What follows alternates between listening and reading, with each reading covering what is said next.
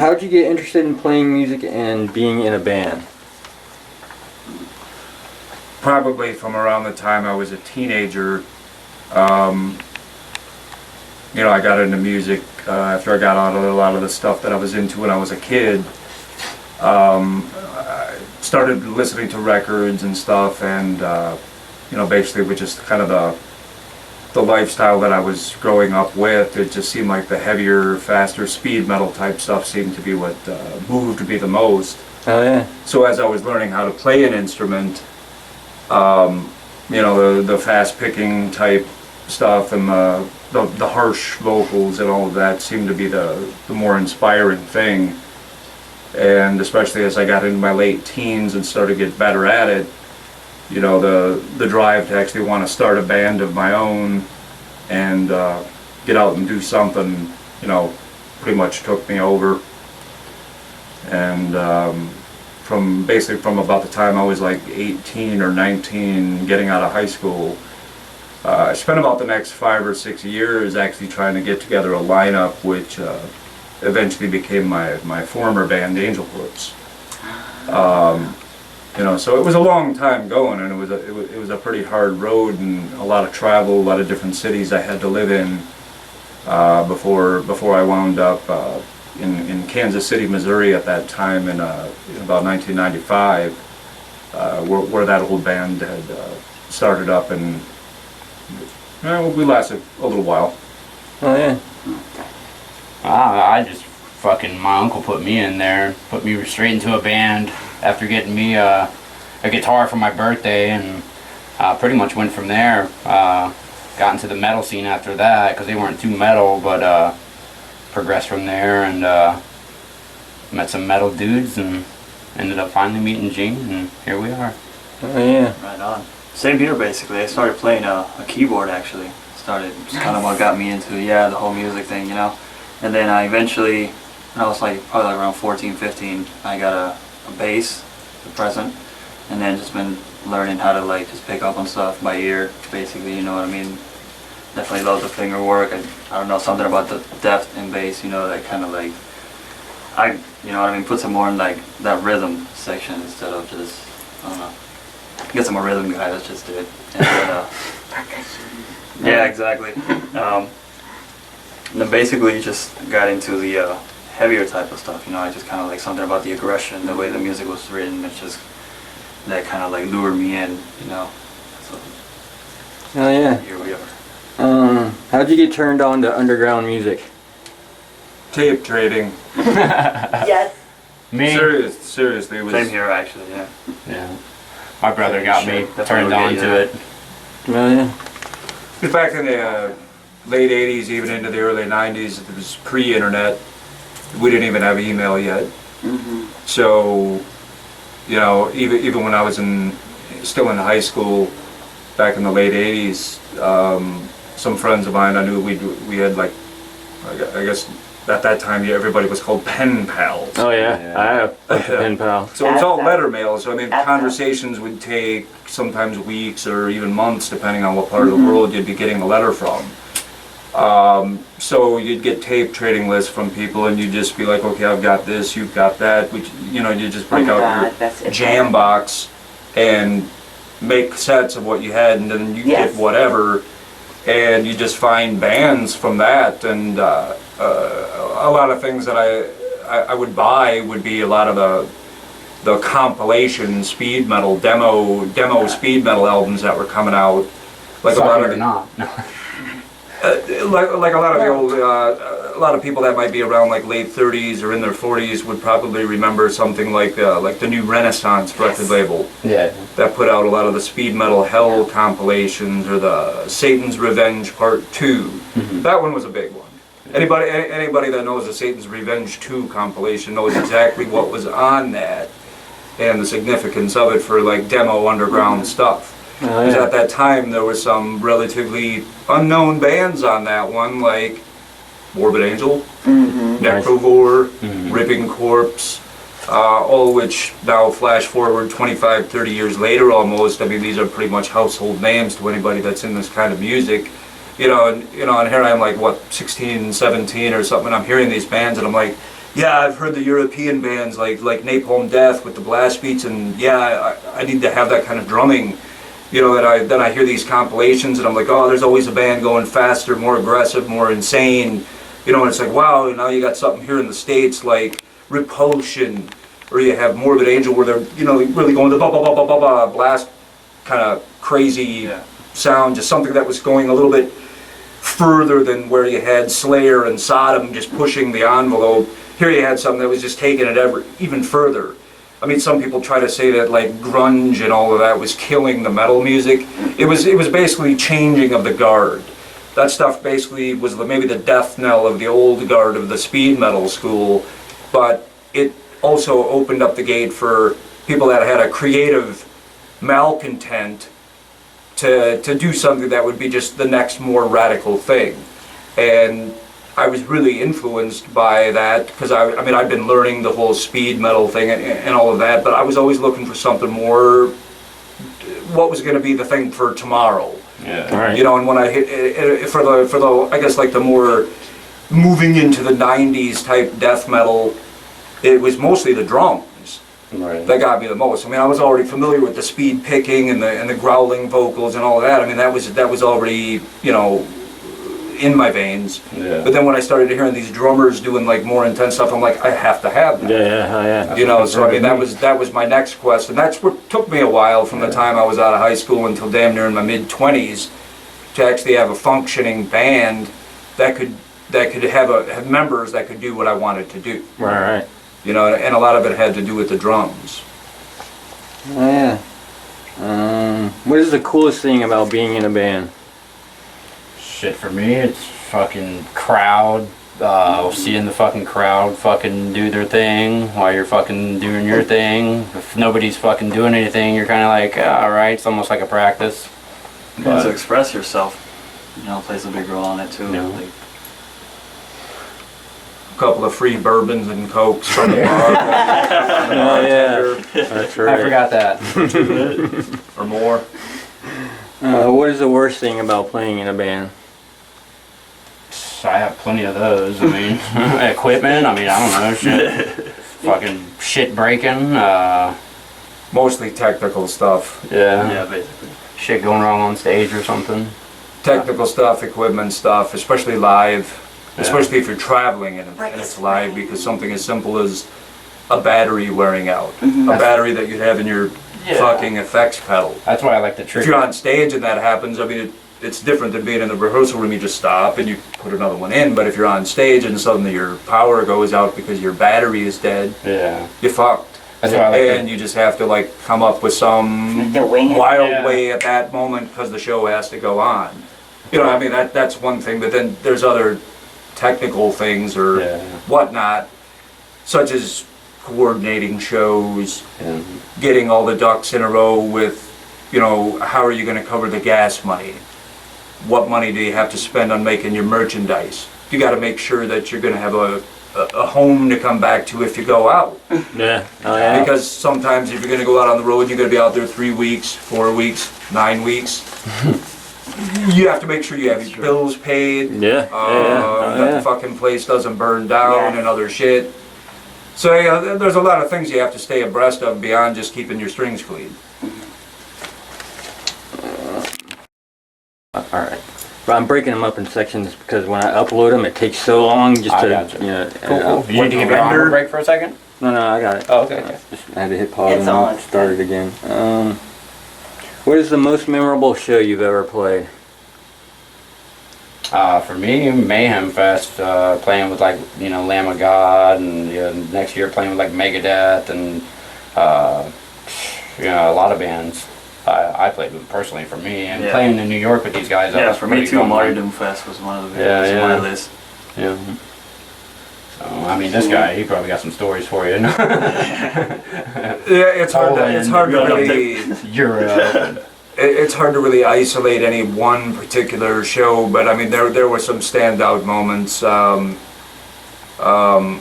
anybody that might have been over to Europe before, there's a place, a huge venue in Tilburg in the Netherlands. I think it's a site nowadays where a lot of the festival events go down. Like I know like Roadburn Festival is there, but it's this huge place. I mean, you could park a couple of 747s in this joint. Shit. And it's just got this. I mean, we were there. I was there with the other band, Angel Corpse, back in '99, I think it was, and they got like this stadium kind of seating. You know, there's like 2,500 people there or something, and Nice. it was just insane. But probably the best overall live experience was when we went back to Europe in 2008 after with the Angel Corpse band having not been there in almost 10 years. Right. Because a lot of people we met had been too young to even come to our shows at the time that we'd last been there in the late 90s. And a lot of them at this point in like 2008 had become musicians and bands of their own. Right. Bands and you know, saying that we were a big part of why they had chosen to become bands. Hell yeah. You know, and we may have not have been privy to some of these bands actually, you know, citing us as an influence or, you know, something that I'd done with my previous band, but I was aware of these bands and I liked them. You know, there was bands like a lot of what's called even the war metal movement now. Some bands like Blasphema Fager, which I don't think is around anymore, but they got a great new band.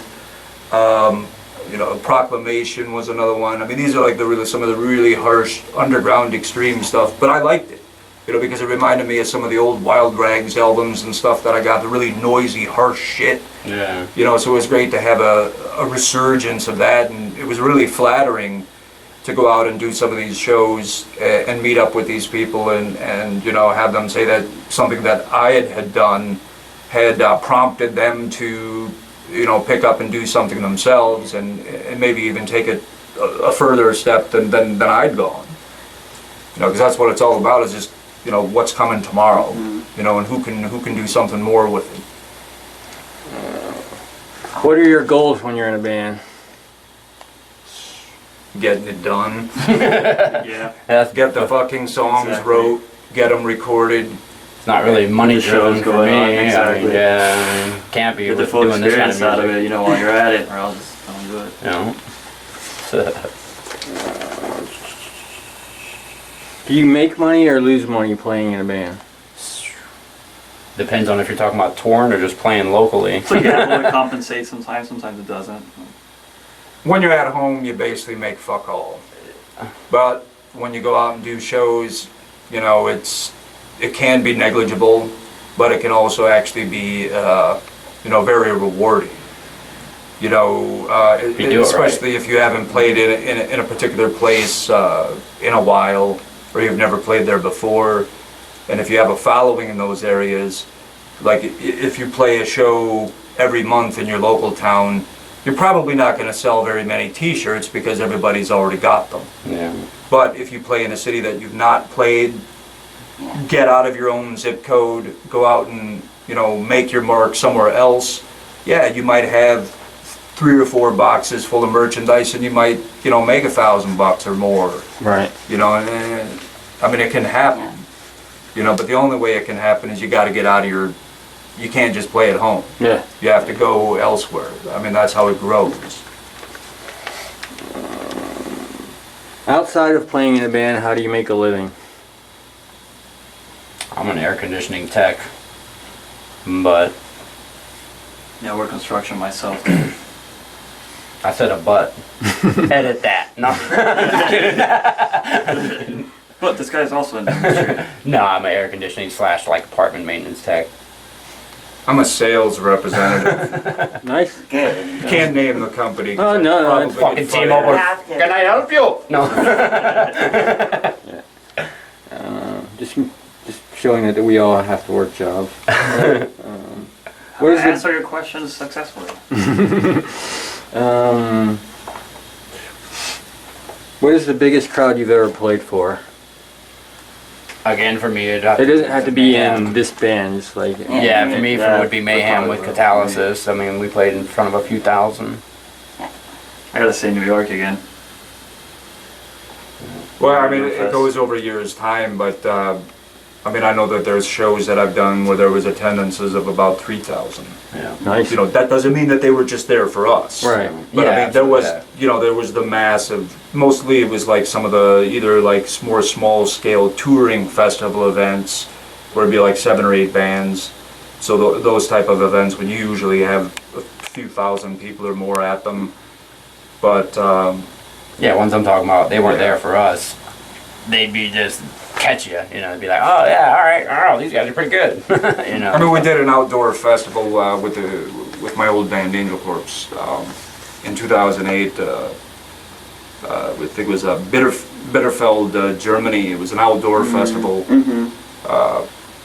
And that one, I believe we were co-headlining with Niflheim from Sweden. And that had about 2,500 people there. Yeah. So Nice. on that one, we were basically a co-headliner, so maybe they were there for us. Probably more. Hell yeah, nice. That's killer. What's the smallest crowd you've ever played for? 0. Everybody- One. Band members, One. girlfriends, and the Right, yeah, bartender. mostly Yeah. all the other band members, like the friends. I love it. My Everyone mother, says that. We've all played that 15, show. yeah, Wow. 15, 10 people, you know. I Well, think and I we- played and more we than one actually- of those we- shows. Everybody's getting I- shit faced. just whatever. I did a gig. It was a tour. It was the 1999 tour with co-headlining tour. It was Angel Corpse, Incantation, and Nice. Crisian. Oh shit. And, and it was a significant thing too, because in the case of Crisian, it was their very first time to the U.S. Right. And so we had them come out.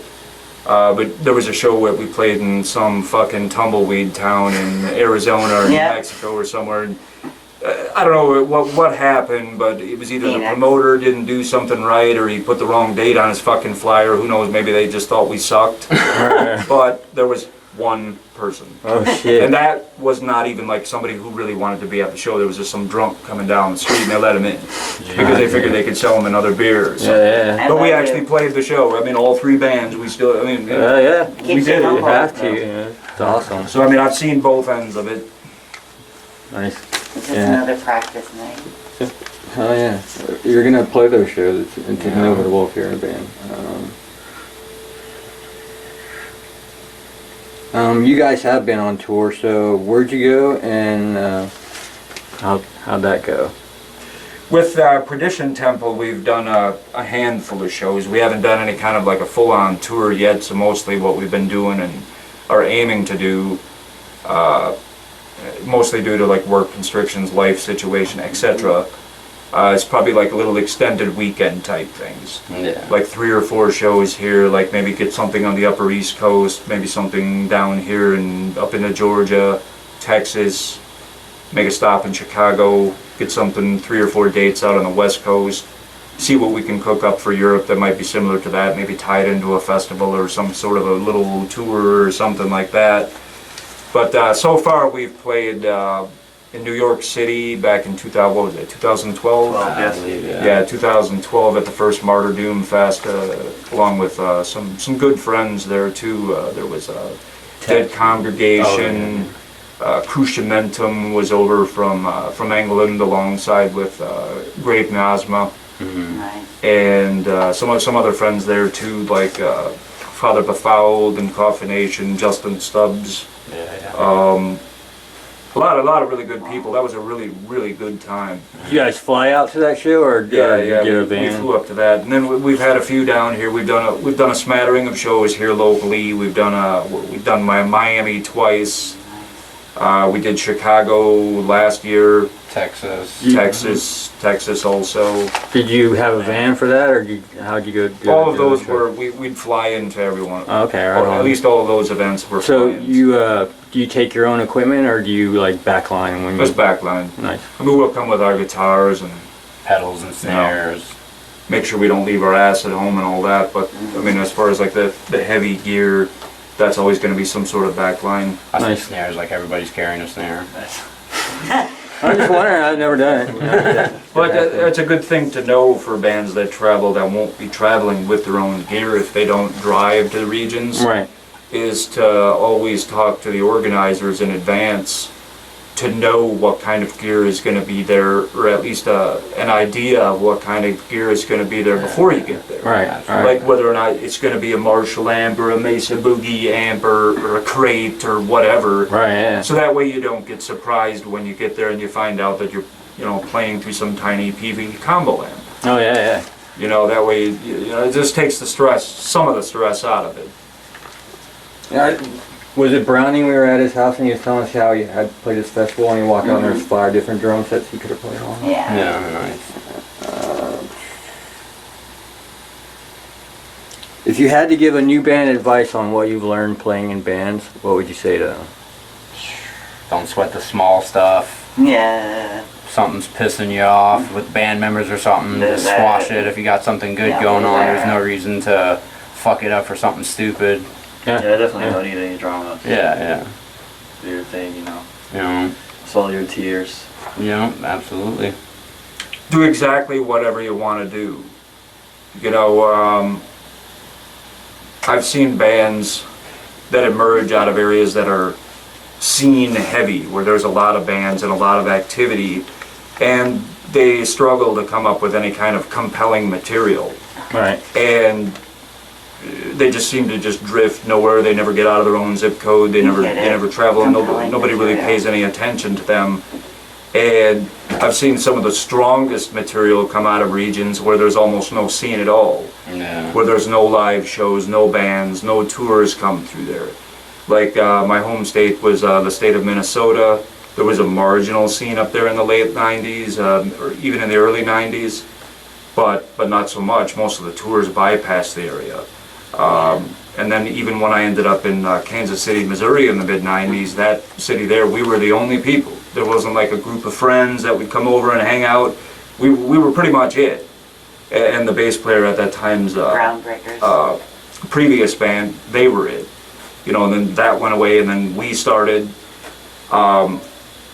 So I think it had a lot to do with it because we were into the things we were into and we didn't live in an environment where people were going to say, this is the better way to do it, or that sucks. It was just exactly what we wanted to do, and we're just like, well, let's just try to make the best songs out of exactly what we want to do. Right. And that's exactly what we did. Oh yeah. So I mean, even if somebody lives in a scene, that doesn't mean they can't do that. It's just the point is to not listen to anybody's opinion. Right, criticism. You just develop what it is that you think is right, build it up, ignore, I mean, sure, it's great to have compliments, but don't let it go to your head, because then you're just going to want to pander to what everybody thinks is cool, and you're going to ignore the things that you might like, and then they'll eventually go away, and then you'll just become a crowd favorite. Right. But yeah, just basically tune everything out, do exactly what you want to do, and if people are going to like it, they're going to like it. If they're not. It's just going to be a fate situation. Is your family supportive of your musical career? Mine definitely is. You gotta definitely have a supportive wife. That's if you're gonna be in a relationship anyways. So definitely supportive Yeah, I wife. definitely stay out of it. I don't know. Mine stays out Doesn't of it. quite fit She's very into like the supportive. usual family stuff, Yeah, So, yeah. My family on either side were really not musical people or really had any connection to it at all. So I mean, there was really never. I mean, aside from like when I was a teenager, my father might have gave me some money to get a guitar or something, but that was about the extent of it. But so there was really never any like actual family support, and there definitely wasn't any friend support. So that probably had a lot to do with why I chose the kind of music and subject matter that I do, because a lot of it is actually quite real. Even though a lot of the topics that I might go on about in at least in my lyrics for Perdition Temple or even my other band Blasphemy Cruelty, it's related in some way that has something to do with me somewhere. Oh, Oh yeah. Does your job know you play in a band, and are they supportive?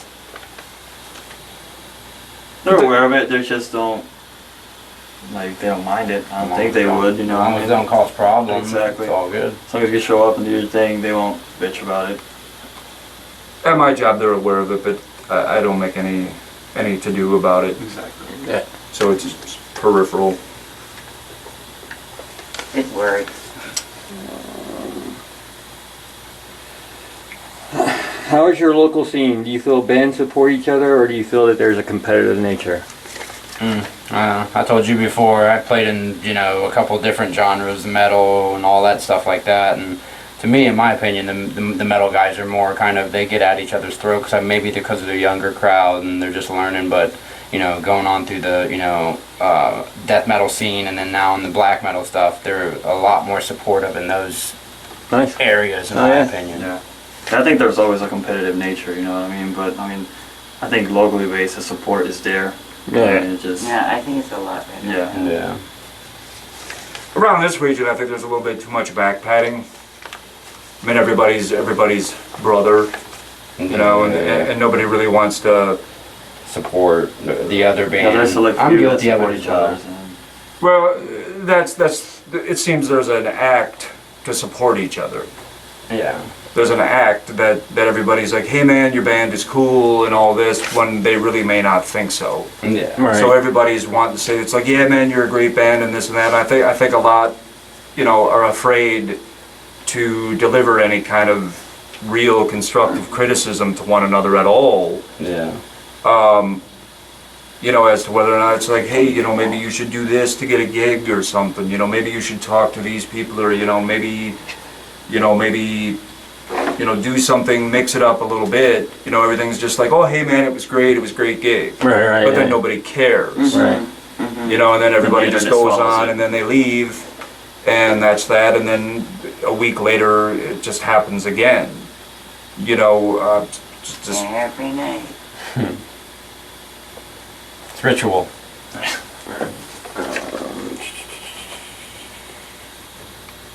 What do you think can be done to help improve the local music scene? Variety. As far as like the death, black Yeah. metal genre, Good it's answer. included. Good I'd say. answer. I agree. Variety needs more variety. All the same bands are playing at the same local bars and stuff. It's like, why would I just saw them last week. I don't want to go see them again.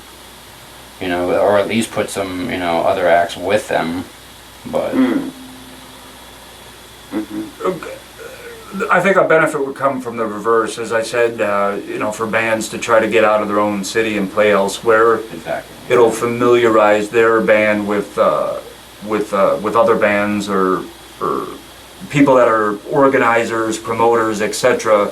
in other places, and it'll get them noticed. And then on the reverse of that, those people will be familiar that your band is from here, and it might draw some of these bands that otherwise might not have come here, will come down here. So instead of just being this handful of about 7 or 8 bands that just do a show every 2 weeks here, you'll start having, a band coming from this state or that state. Right. And they'll come down here and they'll blend. So you might have a couple of the bands from here, then a couple of the bands that are from elsewhere, instead of just the same Right. repeat thing. Yeah. Like even if you like a movie a lot and it's in the theater, you might go to it twice, but by the 3rd time, there's a chance you might just walk out because you're bored. Right. Yeah. And it's not because you don't like it, Right. it's just because you've seen it too much Yeah, already and you just want to put it away. Yeah. So I mean, if you have a band, the idea is to, do a lot of shows, do as much as you can get, but don't do them in the same city. Just changing up the venue in the same city doesn't really make any difference. What you have to do is you have to get out, play your Tampa show. A couple weeks later, see if you can get something, if it's going to be in the same state, maybe go down to Miami or Lauderdale. Right. And if not that, maybe get somebody to get you to go up on the East Coast or West Coast, Texas, Chicago, wherever. And then a couple months later, you can come back and you can do another show here. And likelihood is you're going to have a lot bigger turnout because you just haven't overwhelmed everybody by playing all the time. Right. Yeah. But at the same time, you get to play constantly, just in different cities. Yep. Cool. Hell yeah. There's your whole movie, man. No, I'm just Oh, there's more questions, brother. Oh, shit. Do all of you play in more than one band? I know you do, and you do. You play in more than one Yeah, I band? played drums for Tumor Alright, Live. how'd you come to playing in more than one band? Well, Perdition Temple happened when I moved up here to Tampa back in 2011 or so. 2010, 2000, Fort Myers actually. And went up with Ronnie, came over, checked them out, you know what I mean? I definitely dig the shit that they had going on, so definitely, you know, hopped on the fucking plane with them and, you know, here we are. And then with Tumor Live, it's more like a, I don't know, it's a project that I had with a couple of friends back in Fort Myers actually as well, back in 2009. It was more like a technical death metal project called Apoptosis Necrotic. I never really did much. And then all of a sudden I evolved into what Tumor Live is, which is more like a experimental black metal. It's like funeral doomish black metal. And then that's about it. You can ash in it by the time I'm sure too. How'd you come to playing in more than one band? Me? Shit. Just fucking playing shows and stuff, and they would ask me, or most of my bands, it's just they were mostly friends, like Destin and Ruin. I'd known Damien since I was younger, seeing his band play in the garage in Apollo Beach and stuff, and hanging out with them and stuff, and then, you know, just mostly friends for me. What about you? How'd you come to playing in more than one band? Well, basically after the old band went away, Angel Corpse, after back in 2000, the first time, there was a couple years where I was doing some different things. I even tried to do like a small independent record label, which lasted about 2 years and then went away. But all that while, I didn't like hang the guitar up on a shelf and give up. Right. I still kept writing songs.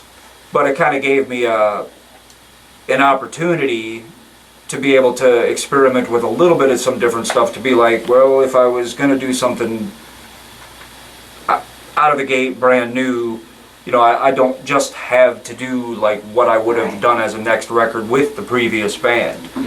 So I started like thinking, well, I kind of want to do something that's a little bit more like the thrash albums that I was listening to between when I was about 13 to about 17. Stuff that would be dated somewhere in between 84 to 87 or whatever that is.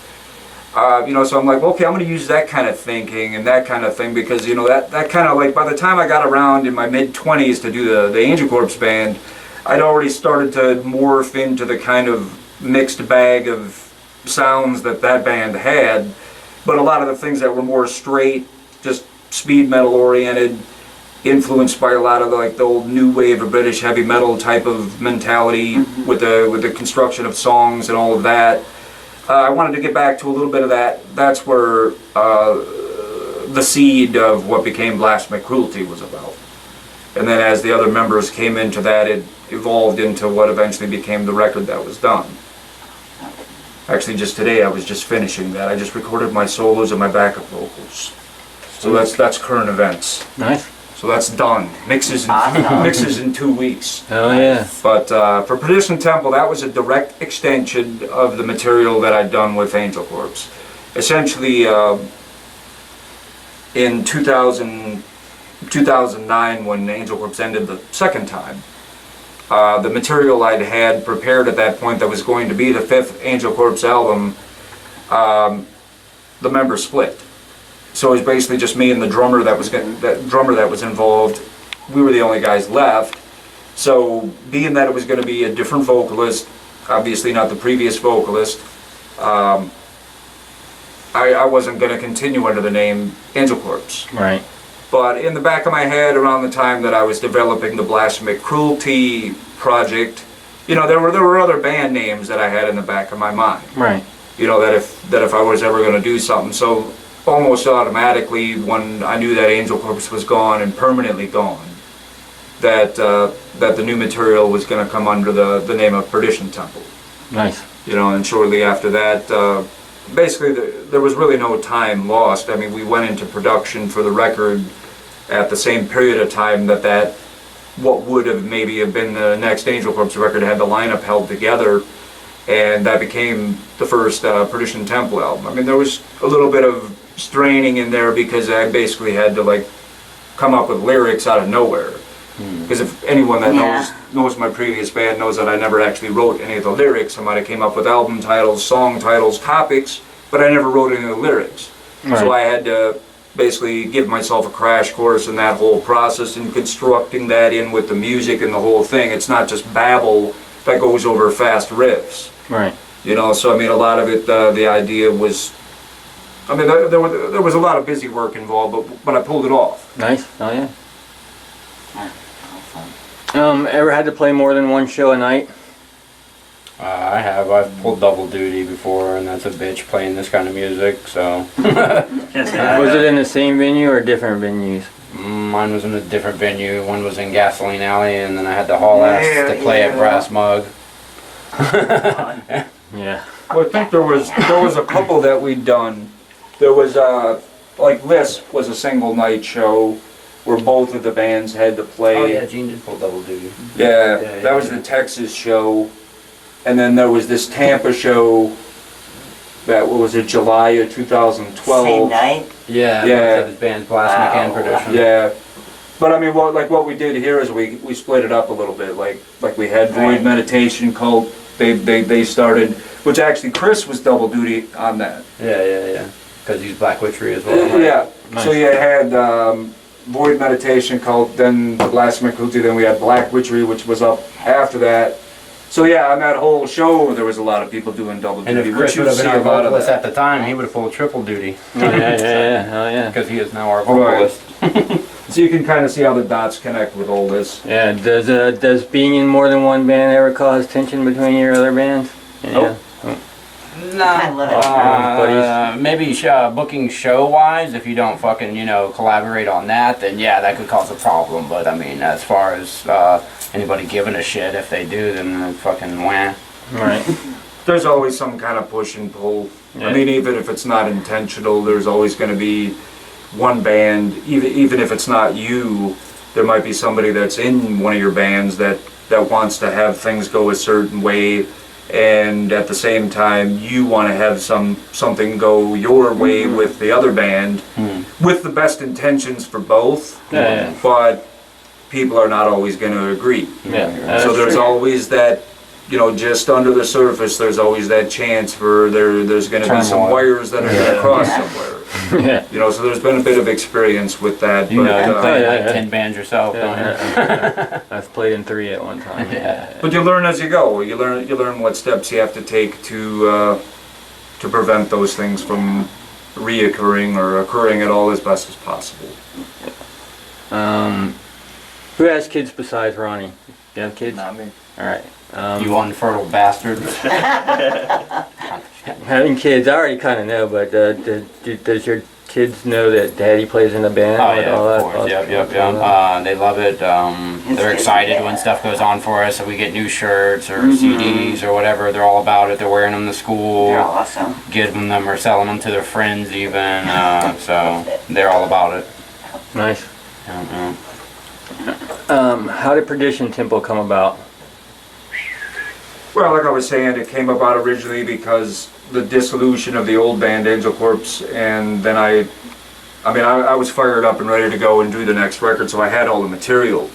Most of the material on the first Perdition Temple album was selected.